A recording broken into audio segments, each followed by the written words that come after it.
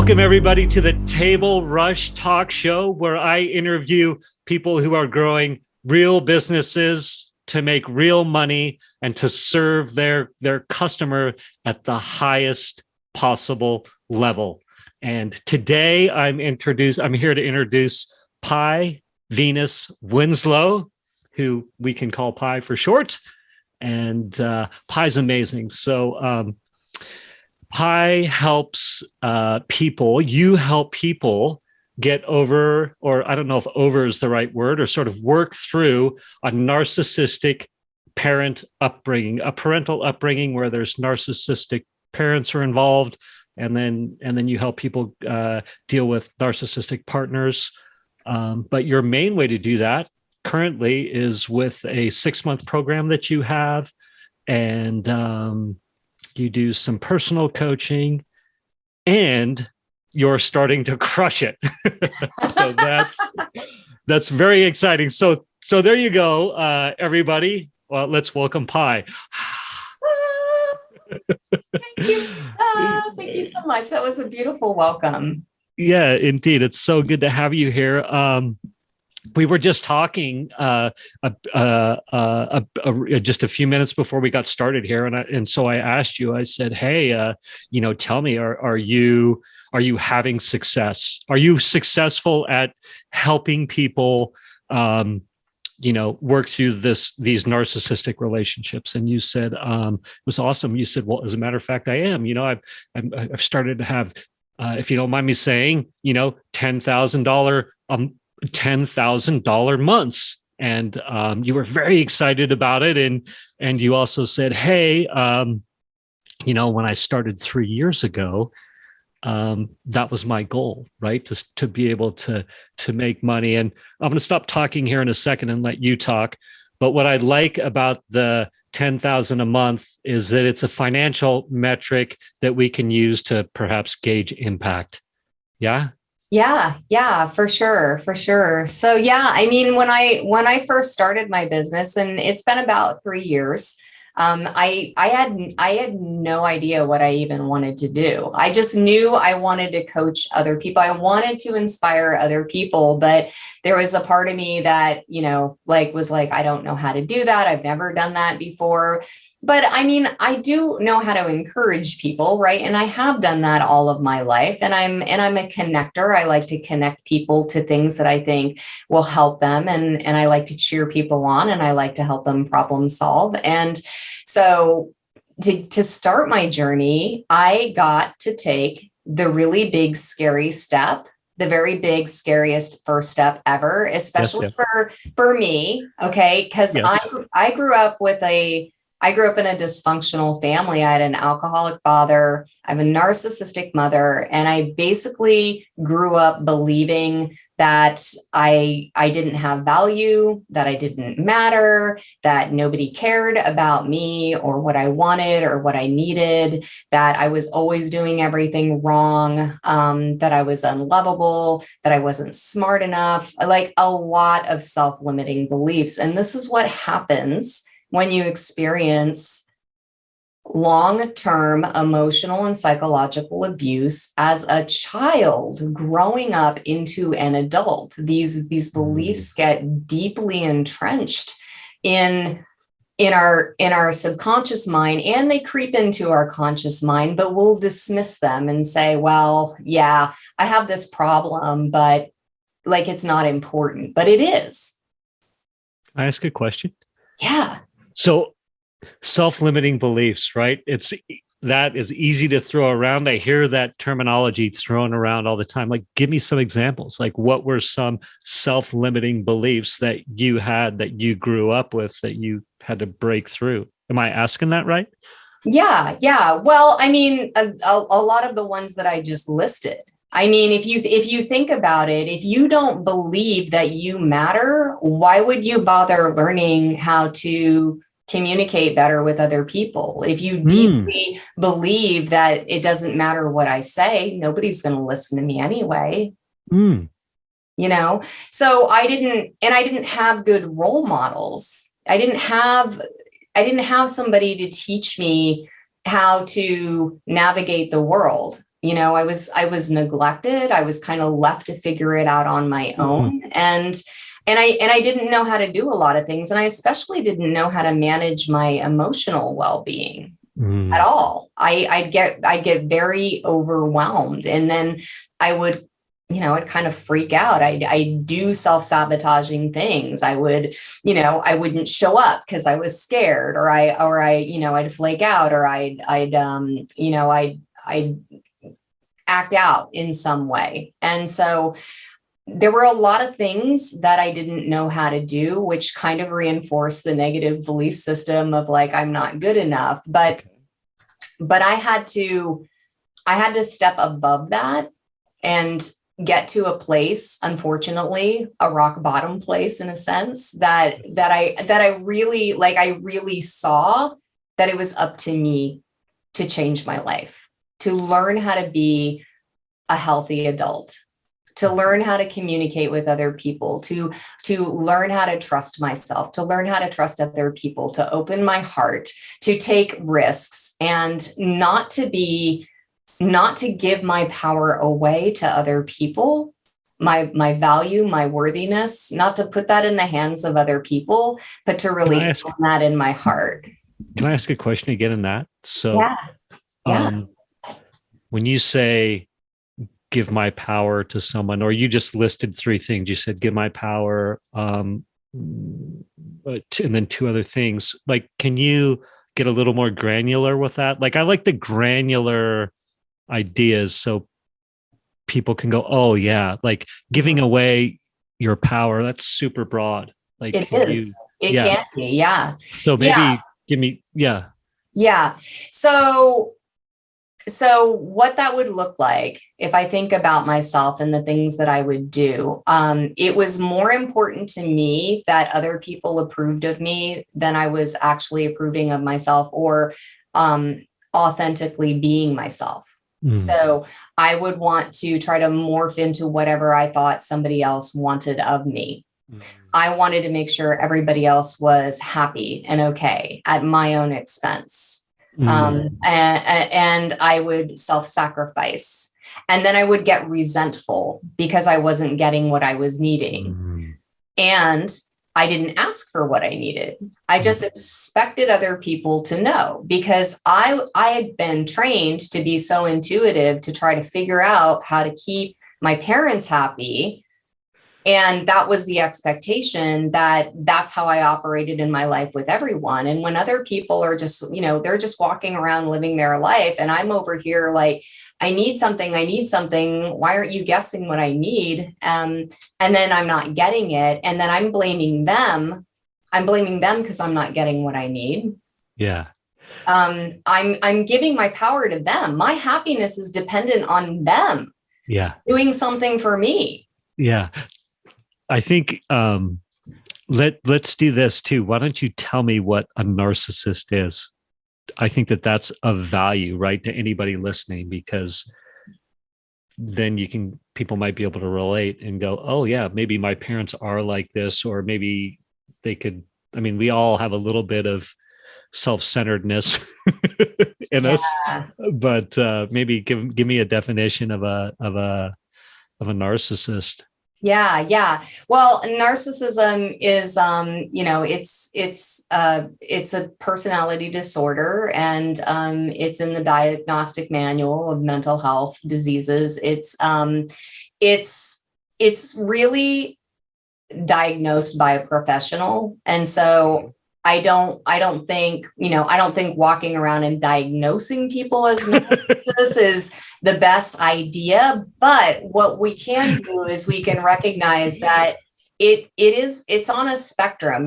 People are complex. We have all kinds of different parts to us and ways of being, depending upon what's going on in our lives. And, a narcissistic person lives their life a certain way all the time. Like, so most people down here in the normal range, everybody can be self-centered. Everybody can be selfish. Everybody can tell a lie.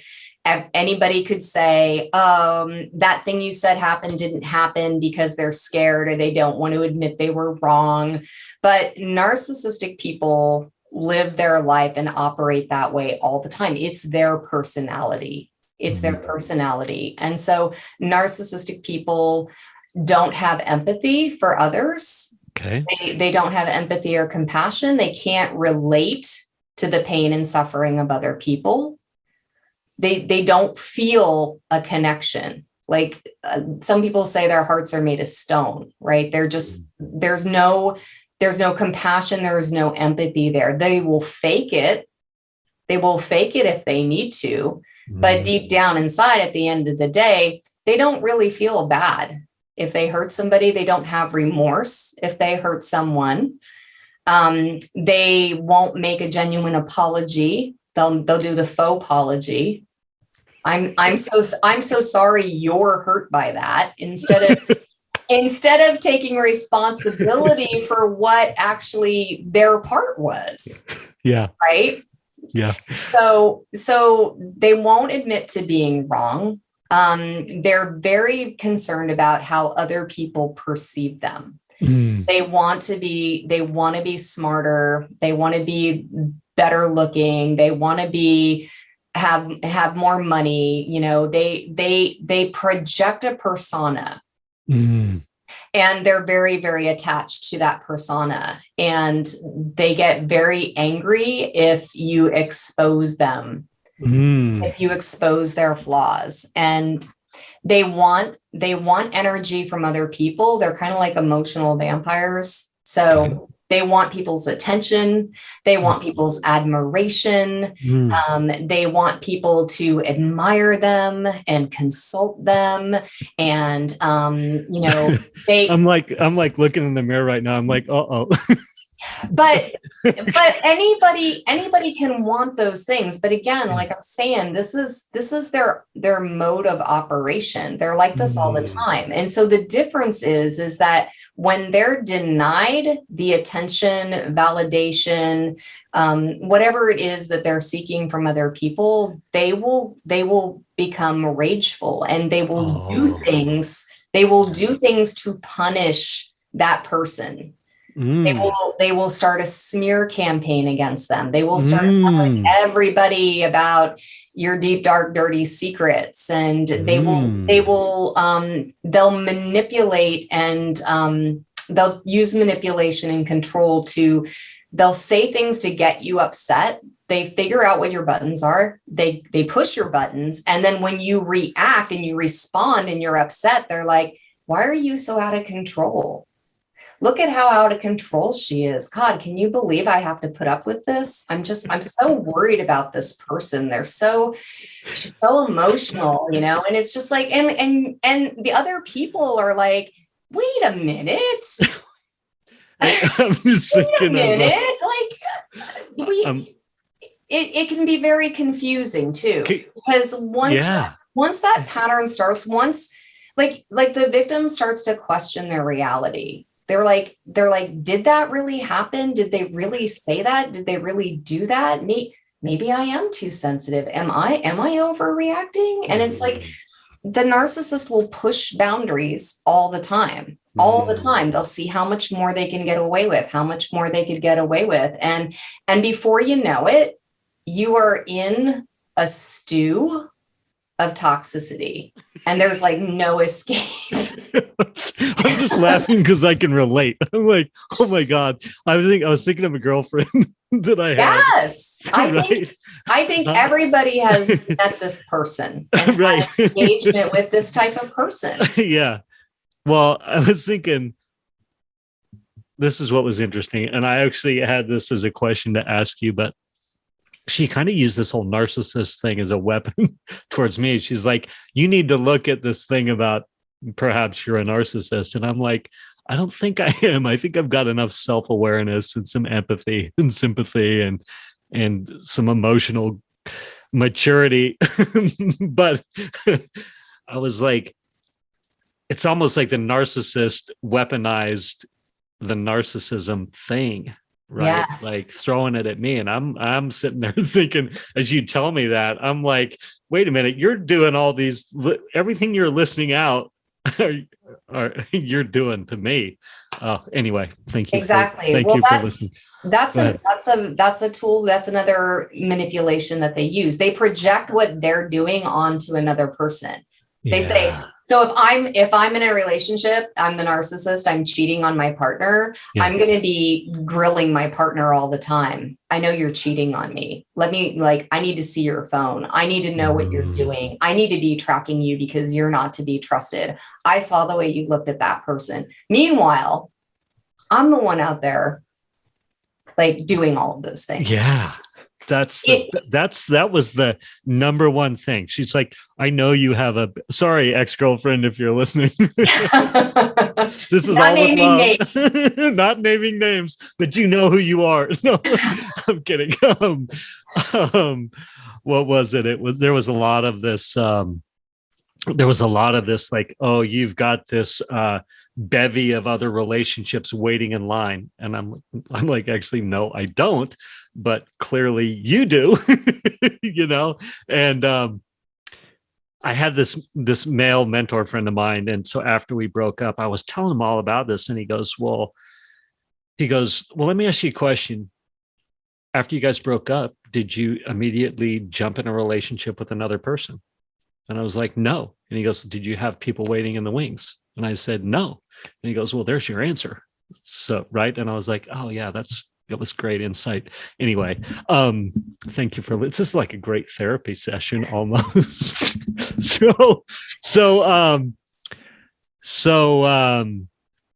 What was I going to ask you? You talked about a bottom. So you hit a bottom. When was this bottom that you hit? The bottom I hit when I realized that my mother was a narcissist, and I didn't know. I didn't figure it out until I was like 45 years old. Okay. Yeah. I know. But here's the good thing. Narcissism is becoming more wide known. Like, people are talking about it. There's a lot of information out there about it. And so I think the more people know about it, the more people can like see like how it plays out, relate to their own experiences. And it's not about walking around in the world being afraid of narcissists. It's about like, what is it in me that is attracting these people to come into my world? Because clearly, anybody who has self-love and self-respect and self-awareness and security in themselves and trust in themselves, they're going to see through the facade. They're going to see the smoke and mirrors. They're going to recognize the red flags, and they're going to end that relationship as soon as possible with the least amount of damage, and not stay in it for years, months, years, decades. I drug it on for a year. Looking back on it, I'm like, what was it? Anyway, go on. Hey, let me ask you a question. So, you wrote a book, right? We've got a book out there. It's called Mother Medusa, and Weaving Myth, Ritual, and Magic into Healing from a Narcissistic Upbringing. And so there's definite before and afters for you. There's like, oh my gosh, I'm in a narcissistic upbringing. I've got these tendencies as a result of that are maybe not helping me live that fully actualized life, or authentically, or wonky emotions. Maybe that's another way to say it, but there's a definite distinct before and after. Yeah. Right. Would I be saying that correctly? Absolutely. Yeah. Awesome. And so your book gets a little bit into the before and then the after, or? Yeah. So the book is, it's a story about my journey, and how I started my journey, the realization I had about my mother, connecting a lot of dots, the grief and the pain of recognizing that I could no longer have a relationship with my mother, that it was really that toxic. That was a kick in the gut. It's like when you're in a abusive relationship with a intimate partner, everybody's going to jump up and say, break up with them, end the relationship. But what if it's your parent? Yeah. You know, it's a totally different attachment. It's primal, it's biological, and it's not easy to do. And sometimes it needs to be done. Not always, but in my case it did. And that was a really hard place to be for quite a while. There was a lot of grief and pain to work through. There was a lot of anger. There was a lot of sadness. And through that whole process, there was a lot of fear. Like, like if I don't have this person in my life, will I be able to like survive? Because that's the way children are wired. It doesn't matter how old you are. There's always a part of you that wants to need your parents. Yeah. So what were like before book or before, and you already touched on it a little bit, but the mindset, your emotional state, like before you have the clarity that I've got some work to do to heal through this narcissistic upbringing. What are like the key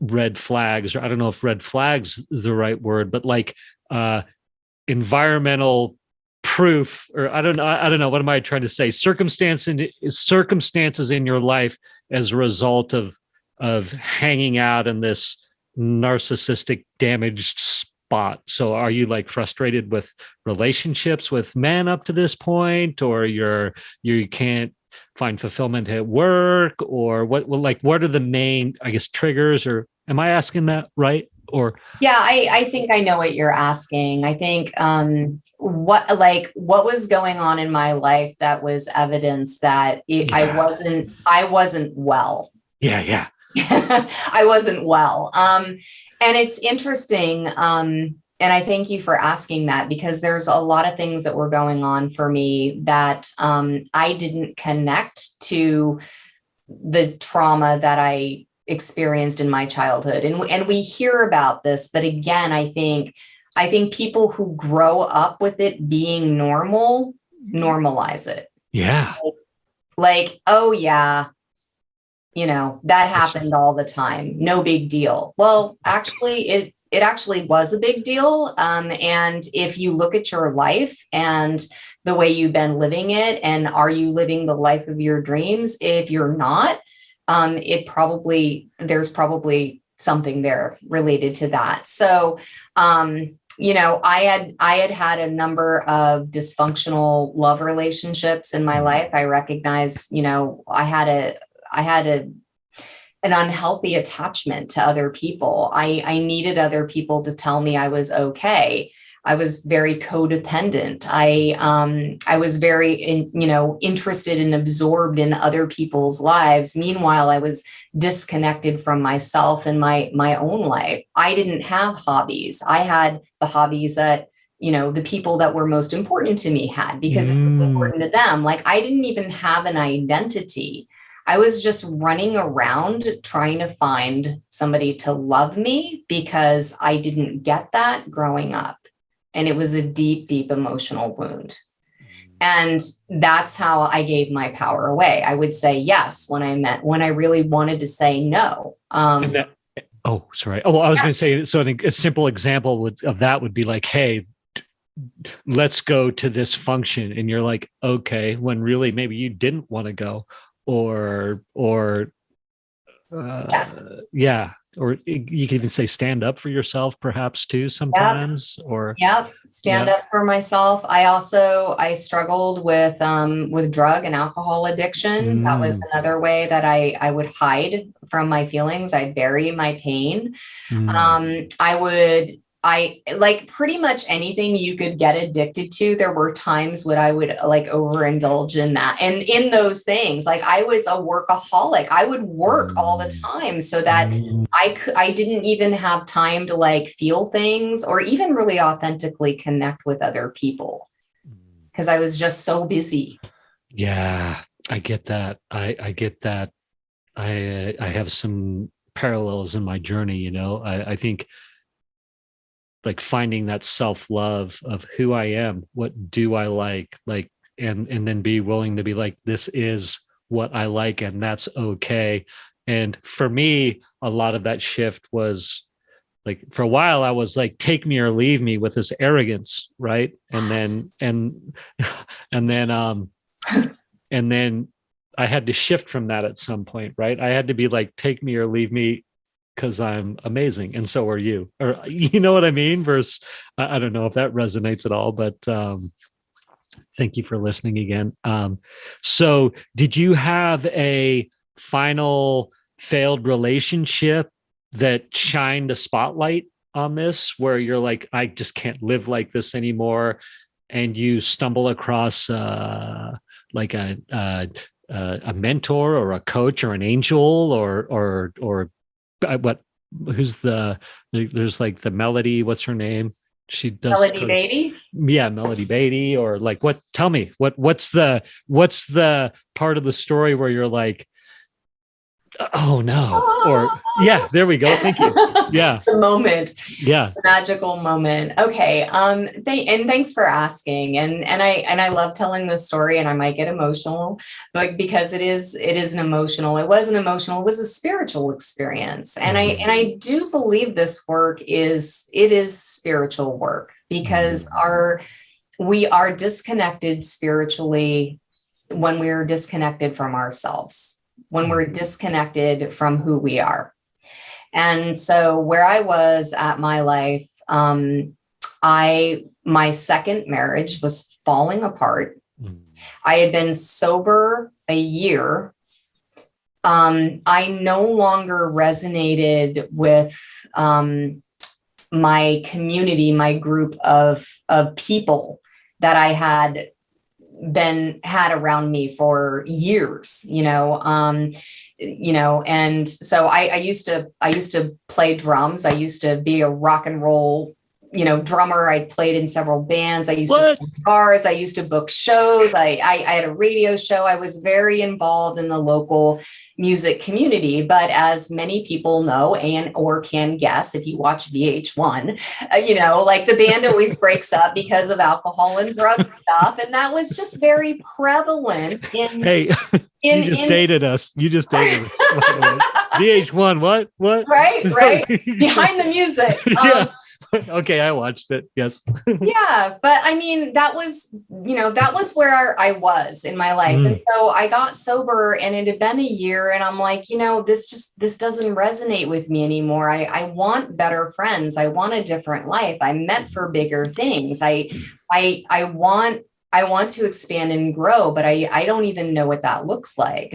So I had begun to do a morning ritual, meditation, quiet time, reflecting, going deep within, listening, asking myself, like, what's the next step? What's the next step? And it wasn't something that I had done ever before. This was a new practice for me. But at some point, I started to hear an answer to some questions. And it was very persistent. And what it said to me was, it's time to go and face your mother. And I thought, I don't want to do that. Anything with that. I don't want to do that. Really? Why? Really? And I ignored it for a while, but it was very persistent. So finally, I said, okay, fine, I'll go. I don't know why. I don't know what. I'm just going to go, because clearly that's what I'm hearing. I'm going to trust this. And so I went on a visit. And within the first 24 hours, I started seeing her behavior from a different perspective, from a different lens. And I actually Googled it at the time. I was like, people who always turn the conversation back to themselves, because I had literally been sitting there listening to her talk about how great she was for 45 minutes. And I was like, why does she keep doing this? And narcissism came up. And then I'm like, oh, look, there's a checklist. Check, check, check, check. And suddenly it all made sense. It was the biggest aha moment of my life. I was like, oh my gosh, there's a name for this. I'm not crazy. There's a reason why every time I spend time with this person, I go into a spin for days or weeks. Oh my God. Yeah. And then the Wow. next thing I thought, well, this person raised me. What did being raised by this type of person do to me? And I'm like, oh, that's why I have low self-esteem. That's why I get in relationships with unhealthy people. That's why I play small and I don't speak up. And I'm afraid to speak up. I'm afraid to say what I want or what I need. That's why I hide. I don't put myself out there. I don't ask for a promotion. I don't go for the new job. I don't think I'm good enough for the better boyfriend or whatever it was. This is why I had trouble with drugs and alcohol my whole life. This is why I feel responsible for other people's feelings. This is why I don't have boundaries, because this person never allowed me to have boundaries. I was never taught even like it wasn't okay to have boundaries. So of course, in my adult life, I don't have boundaries with people. And I'm wandering. I'm like, why is everybody walking all over me? It sounds simple, but for somebody, like I said, who's raised that is normal, you don't think about it. You don't recognize it until you recognize it. And once you see it, you can't unsee it. And there's only one thing that can be done. Yeah. You can't change other people. The only thing you can do is change yourself. And so that's what I decided to do. Do you remember where the source of the checklist? I don't, but you could Google it right now. Yeah. Checklist for narcissistic traits. You'll get a whole bunch of them. Yeah. But they're all very similar. Yeah. So you have this moment, and I like the accountability part too, that you hinted to or said. It's like, wait a minute, I can't change the other person. I've got to change me. And now I have to take accountability because I know, right? If I heard you say that right, you're like, the veil has been lifted. Ignorance is no longer bliss. Like, wait a minute.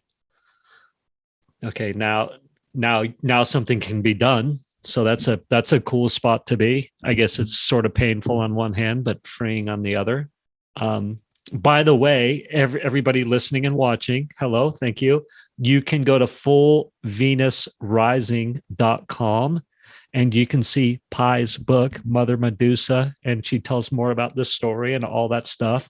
So go there. And then also, you can always book a call. So if you want to hear more and this is resonating and you're like, oh my gosh, I get it. Yeah, wait a minute. And the light bulb's going off. Go to Full Venus Rising. I'm looking over here, fullvenusrising.com. You can go to the work with me, click on that, and then you can book a call, and you've got a 6-month program and all these sorts of things. And so you have this moment, and do you have a vision at this point of how your life can be? Right? You're like, wait a minute. Aha, I got to change, whatever. And then does like this new vision flash in front of you? Or are you like, oh gosh, I guess I better, start trudging along? Does that question make sense? Yeah, it does. The vision of my future and what my life could be, it wasn't actually a vision. It was more like, a knowing that step would come once I started. So for me, where I was at that moment was, like I said, I was in the shock. I was in the shock of like, oh my gosh, this was my life. This is my life right now. My life has played out because of everything that happened in my past and what the hell happened. There were years of my childhood I couldn't remember. They were just blocked out. So and there was that grief there. So I needed to work through that first. Then I needed to learn how to manage my emotional well-being. And once I learned how to manage my emotional well-being, I was able to start seeing what was possible for my life. And then I made the big step of investing in myself, which was a worthiness block that was a big thing for me to overcome, was to invest in my first coach. To spend a big chunk of money. It wasn't big, but for me it was big. A big chunk of money on me because I was worth it. Well, I was just going to say, especially for someone who's not used to investing in themselves like that. I remember I had this moment 5, 6, 7 years ago by now where there's this idea of investing in yourself, invest in yourself. And then I would also hear, it's like this act of self-love, right? And I went to what's called the Hoffman Process. Have you heard of the Hoffman Process? No, I haven't. It was like $5,000, $6,000, $7,000, something like that. But it was an investment in myself. And it was a lot of this, how to, sort out some of the rough edges. One of those things. What am I trying to say? Doesn't matter. In AA, in 12-step vernacular, it would be like 6 and 7 steps. Like how do we react due to the way we were brought up? Kind of like what you're talking about. Right. There's like a lot of what this focused on was I'm reacting to circumstances due to like this parental stuff, and not to place judgment on it, but just to be aware of it. Be like, oh, wait a minute, like there's this stuff over here, therefore I'm reacting like this, or not reacting, right? But anyway, I invested in that program and it was very transformational. I was like, oh, sort of that light bulb came on. I was like, oh, that was like an act of self-love, investing that money in myself. Of what you're talking about, that was the purpose of that riff. Yeah. Thank you. But I totally agree. It is an act of self-love. And, it's like we are always, in a sense, investing in ourselves all the time, whether we're consciously choosing how we do that or not. If we're investing our time and we're being influenced by people or circumstances that are not healthy, that is like, that's how we're being influenced. So we can go through spurts where we're investing in ourselves in a positive way, or maybe we're even investing in ourselves in a negative way. Love that. Yeah. What a great way to say that, right? Like we're investing in ourselves. I love that. Thank you for that. We are investing in ourselves no matter what. Is it going to be positive or negative? What's my choice today in this moment? It's beautiful. What a great way to think about that. You invest in your first coach. Who's that, if you don't mind me asking? Well, my first coach that I invested in, actually the first program I invested in was a transformational leadership program, because I knew that was the next step for me, because I had figured out how to handle my triggers. I had figured out how to manage my emotional well-being. And I'm like, okay, and I'd had some practice and good, like, proof of concept, so to speak. Like, it was evident that I was navigating my world in a better way. And I knew that I needed to be challenged even more. And so I enrolled in a leadership program, which really like up leveled my personal growth and development, like rocket ship, huge. And talk about breaking through barriers and limiting beliefs and stories, and really stepping into my authentic self. Yeah. that was transformational. And then, that's when I started, then I hired a business coach and, Okay. And then I started on my way. And my goal when I started was I want to make $10,000 a month. Like that's my first big goal for my business. But my mission is that I'm helping people change their lives, that they are getting evidence in their lives that they're doing the same for themselves, managing their emotions, managing their triggers, setting boundaries, getting in touch with themselves, listening to their intuition, trusting themselves, opening their hearts, taking measured risks, and seeing evidence in their lives that they're moving in the direction they want to go. And that's happening for my clients. So not only do I know that, from the financial and accounting aspect that I'm successful because I've reached, my first big milestone, but also my clients are reaching their milestones. Love it. So we have, and you have a great testimonial here from Kim, who took your program, have a before and after. So it's awesome. You're impacting people's lives. You have some financial validation as well, which is amazing. Again, anybody go to fullvenusrising.com. The link is in the show notes. Click on book a free call, get on the phone with Pi, and you'll figure out, is it a good fit? Can you help someone get from A to B and break through some self-limiting beliefs, like get a new vision for their life, new ideas of success and self-love. And it sounds like all this great stuff. And quick, I want to say as well, on the business side of things, tell me, we've got a 3-year journey, right? And we've got this arc of entrepreneurship.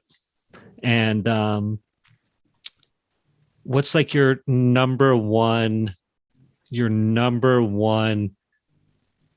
point within your journey where you're like, I can't do this anymore, but then you had the breakthrough to the next level? Tell me about that. Yeah. I would say that was imposter syndrome for me. That was probably my biggest breakthrough, along with putting myself out to the world. So starting my journey, like I wrote my book. That was putting my story out there. That was a big, scary thing for me. And then, building a website and then getting my message out to the world, and the imposter syndrome stuff that would come up, like who's going to want to listen to me, and and who am I to say that I'm here at this place right now and that I can help other people, and who am I to get on a phone with somebody and have a conversation and figure out how I can help them. So the imposter syndrome, and here's where coaching is so valuable. Like if you're starting a business, find a mentor that has a business who can kind of help you navigate the waters, because I didn't know how to do that. And thank goodness I hired an amazing coach. And she said to me, she's like, Pi, you don't have to have all the answers. You don't have to have it all figured out. She's like, think about it this way. You're a third grader. To the first graders and second graders, you're like God, you got it all. They want to learn from you. Yeah. Just, and it's and next year you'll be a fourth grader, and the next year you'll be a fifth grader. But right now you're okay where you're at right now. You know enough right now to help the people who are just a little bit behind you. And when she said that to me and I thought about that, I'm like, yeah, I could help people where I was a year ago. I know what that's like. I'm still very connected to that. And, I can share with them what I learned and what worked for me. And so that helped me to get over that. Love that. Thank you for that. what's your favorite way right now that you're putting yourself out there or generating leads? I hate to use that term, or finding, how are people that want your help finding you? Or how are you doing that? What's your favorite way to do that right now? Well, I had been doing my own interview series, and I did 3 of them. And it was called Trusting After Trauma, a Trusting After Trauma online summit series. So, and I've interviewed over 70 experts on narcissistic abuse, and through collaboration with other people, we all grew our leads and our list size together. This year, I'm focused on being featured on 100 podcasts, because I really believe that there's an element of what I do that can apply to so many different areas. It can apply to business. It can apply to personal relationships. It can apply to your own personal journey. Like there's so much of my journey that's interwoven and touches so many other parts of my life that there's value there to share. And if I'm speaking to you right now, like I've done what I came to do. Like if I just reach one person on your podcast, Nisha, it's like, let's have a conversation about where you're at in your life, in your journey, what it is that you really want. And, if there's a way that I can help you get there. Yeah, it's good. Did you email me a one sheet? Do you have a one sheet? I do. You did. I was like, oh my God, you emailed me a one sheet. Being selfish, and I was like, I know she emailed me something. Anyway, I apologize. Bad hosting. Oh my gosh. All right. I had another question for you. Thank you for that. Do you, as you're thinking of putting yourself out there onto podcasts, any doubt of like what I'm going to say, or you're like, let's just throw caution to the wind, or you have that one sheet, which is awesome. I remember seeing it now. It was actually very topical. And I'm like, man, I wish that I had that in front of me. Go ahead, answer that question. So, I mean, I'm happy, I'm happy with going with a specific topic if that's what people want to talk about. But I'm open to just having conversations with people. I really, like for me, especially now where I'm at in my entrepreneurial journey, for me, it's not so much about all of the ways to do business. For me right now, I'm really feeling that it's about connecting. It's about connecting on a human level, from a heart-centered place. So I'm open to this conversation with you right now. You asking me about my journey, about narcissism, about my business. I just appreciate the opportunity to connect with you and to share. Yeah, thank you for that. I know we're on a time deadline here, so is there something that you were hoping to say or hoping to be asked, or a message that you wanted to convey that we didn't cover? Like, just what just came to mind, and thinking about your audience and the people that you're out in the world speaking to. If you want to start your own business, if you want to be an entrepreneur, if you want to have your own business, if you want to be in charge of, your life and, your income, and get your message and your purpose out to the world, I would say, don't let the lies of the past, what people have told you in the past, stop you from following your dreams, because you can overcome those barriers. And maybe it means working with somebody through those things, those obstacles, those challenges that you see as a pattern that keep coming up, that keep you stuck. You can work through those, and you can succeed. And I'm living proof of that. I never in a million years thought that I would be where I'm at today. And it's through this journey of self-actualization through entrepreneurship that I've come here. The work that I've done on myself, personal work, but also, the journey of being an entrepreneur, which brings up all kinds of stuff that I get to work through. And it still brings up stuff. I'm still working through things that come up, but I have support now. I have a new community. I have people I can reach out to. I have connections. And I think that also probably just ties into like, what I was saying before about where I'm at in my business journey right now. I want to just connect with more people. Yeah, I love that. And sort of let the universe, I don't know if provides the right word, but just like, yeah, let's put ourselves out there and see the logical step and what connections are made and sort of that co-creation. Yeah. Yeah.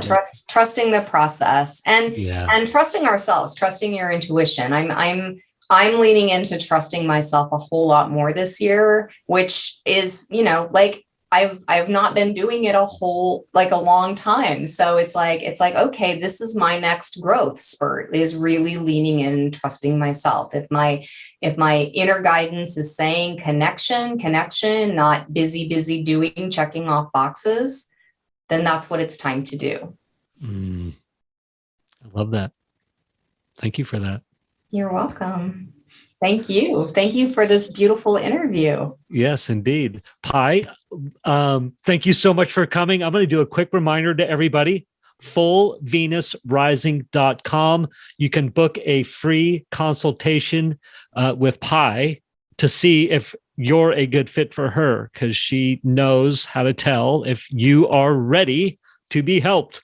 Yes. Yes. Yeah. Well, and it's an opportunity for you to get to know more me if I'm a good fit for you. Right. Yeah. And you can also download a free digital copy of my book. If you want to read my book, you can do it absolutely free just by signing up on the website. Fantastic. And let's end there. I know you got to go. We're going to say goodbye offline. And thank you for jumping on the show. Thank you, Misha. It's been a pleasure. Fantastic.